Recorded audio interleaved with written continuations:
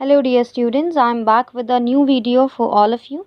So this video is again for class 9 circles and MCQ questions. I have a very good question for all of you. The question is, two circles with centers A and B and of radii 5 cm and 3 cm touch each other internally. If the perpendicular bisector of segment AB meets the bigger circle in P and Q, find the length of PQ.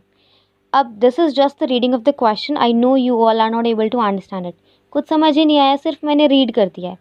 For that I told you कि आपको एक diagram बनाना पड़ेगा question को समझने के लिए. So the question is कि जो बिगर सर्कल बच्चे आप लोगे तो बिगर सर्कल का जो सेंटर है वो ए है. Let me write A here. And जो स्मॉलर सर्कल है उसका सेंटर है B. And they are saying that they are touching each other internally वो एक दूसरे को टच कर रहे हैं. समझ में आई बात. अब उसने बोला है कि जो बिगर सर्कल है उसका रेडियस 5 है. दैट मीन्स ये जो रेडियस होगा यहाँ से ये 5 सेंटीमीटर है और दिस इज़ 3. ठीक है. अब सबसे पहली चीज़ जो हमें फाइंड आउट करनी है दैट इज़ ए बी. हमें ए बी फाइंड आउट करना है. What is this A B? A B क्या होगा? देखो सीधी सी बात है, अगर मैं ये कंप्लीट लूँ, if I am taking this complete, so this is R radius of the bigger circle which is 5. इसके अंदर से अगर मैं ये बी और ये वाला पोर्शन अगर इसमें से सब्ट्रैक्ट कर दूं, दैट मीन्स ये स्मॉलर सर्कल का रेडियस है. स्मॉलर सर्कल का रेडियस कितना है? 3. तो ए बी आपके पास कितना आ जाएगा? 2 सेंटीमीटर. बात समझ में आई? जैसे ए से यहाँ तक का जो डिस्टेंस था, ए पी मान लेते हैं, ये आपका रेडियस है बिगर सर्कल का विच इज़ पी. ऐसे ही ए से ये जो क्यू डिस्टेंस है ना बच्चे, ए क्यू क्या है आपका? बिगर सर्कल का रेडियस. अगर इस ए क्यू में से मैं बी क्यू सब्ट्रैक्ट कर दूं तो क्या आपको ए बी मिल जाएगा? अभी क्लियर हो रहा है? ए क्यू में से बी क्यू सब्ट्रैक्ट किया. ए क्यू जो था बच्चे आपका वो रेडियस था बिगर सर्कल का विच इज़ 5 और बी क्यू है आपका स्मॉलर सर्कल का radius which is 3. I hope this is clear now. तो आपका ए बी कितना आ गया? 2 सेंटीमीटर्स.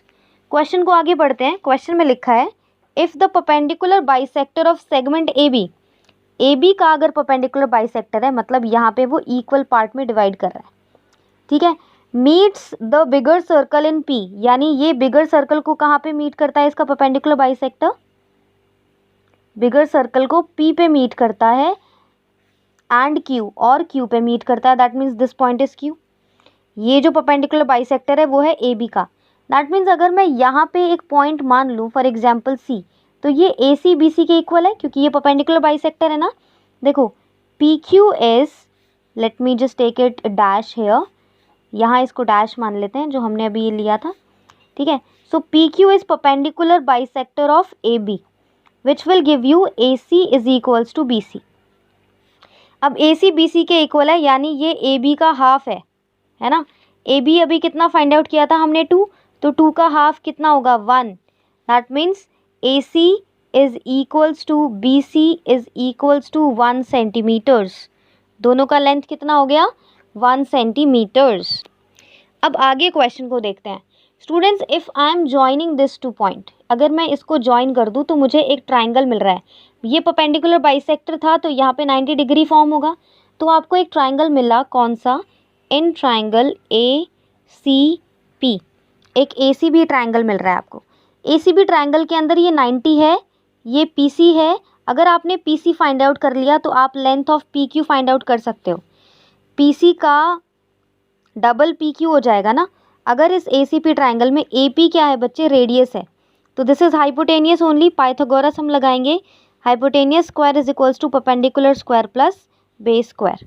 हाइपोटेनियस कितना है? ए पी का स्क्वायर. परपेंडिकुलर है P C square that we don't know, plus base is A C square जो हमें पता है. रेडियस कितना है? A P is the radius of bigger circle which is 5. So this will be 5 का square. P C we don't know, P C का square plus A C we know which is 1 का square. ठीक है. सो ये हो जाएगा 5 5 ज़ा 25. 1 को इधर ले आओगे, सब्ट्रैक्ट करोगे which is equals to P C square. So this will be 24 is equals to P C square, but we want P C, so this will be root over 24. Root over 24 कितना होता है बच्चे? अगर आप इसको calculate करोगे तो root over 24 will give you what? This is 2 root 4 6 जा 24 होता है ना.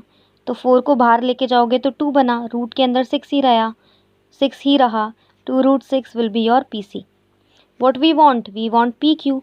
PQ is twice of PC. So you will get it 2 into 2√6. So what you will get your answer? 4√6 centimeters. I hope the question is clear to everyone. अगर नहीं समझ आया, rewind करो, pause करो, बैक करो and you will get the answer. फिर से रीरीड करो क्वेश्चन को, अच्छे से देखो कि क्या किया गया है क्वेश्चन के अंदर. Okay, now next question for you is here. C is a point on the minor arc AB. Minor arc AB के ऊपर एक C पॉइंट है of the circle with centre O. Given ACB is your X and express Y in terms of X. तो question पहले यहाँ तक है. सिर्फ आपको क्या करना है, Y को X की टर्म्स में निकालना है. देखो सिंपल सा लॉजिक है. अगर आपके पास मेजर आर्क है BA, देखो ये BA आर्क है which is subtending X angle at the boundary. So what angle it will be subtending on the centre, and centre will be your reflex part. Question समझ में आ रहा है? Question ये है कि जो आपका मेजर आर्क है ना बच्चा, major arc BA that is subtending, it subtends X angle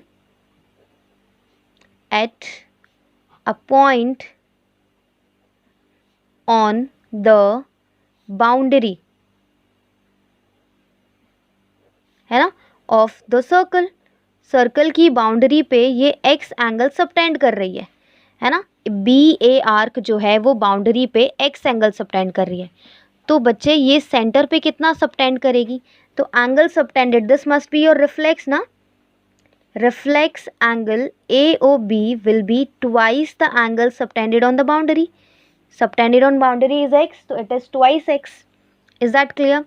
now if this is your twice X, you got this as 2X. how much value of Y you will get?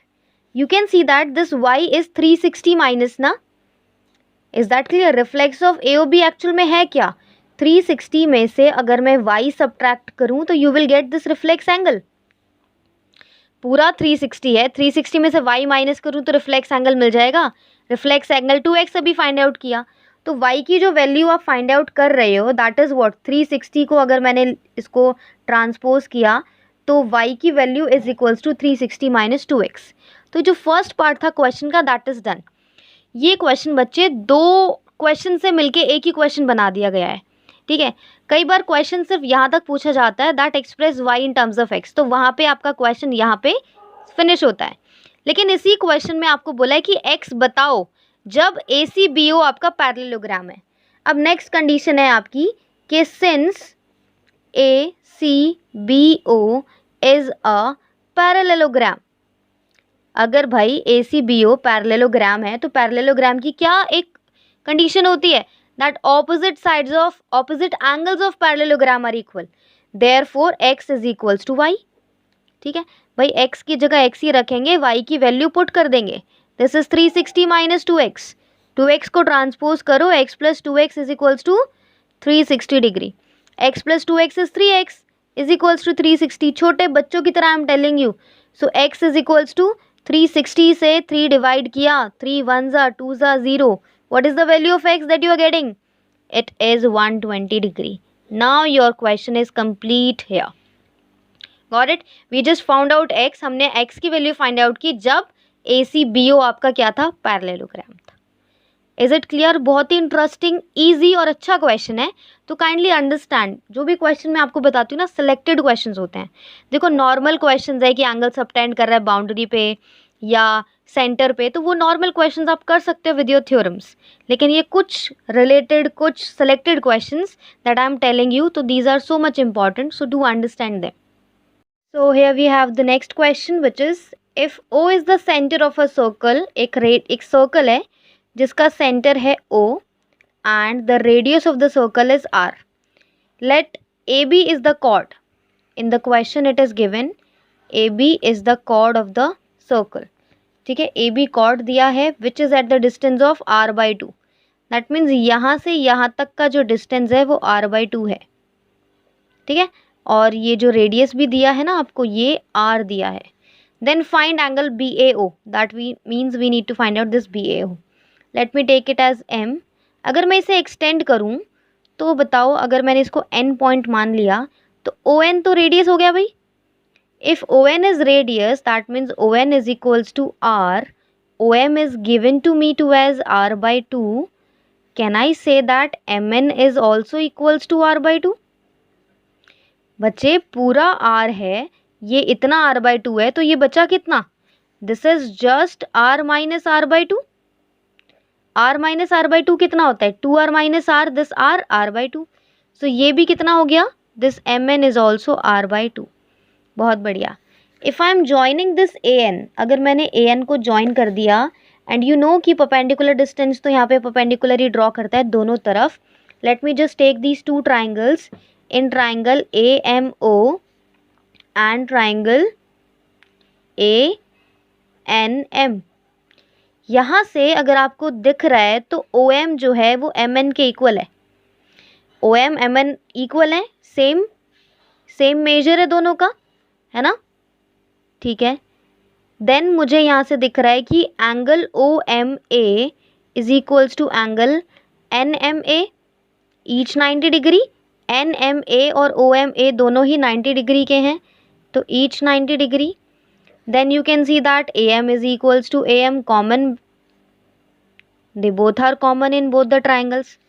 So triangle AMO is congruent to triangle ANM. By which property? Side angle side. अब बच्चे मैंने congruent क्यों किया? बोलोगे ma'am क्या circle में भी congruency बता रहे हो?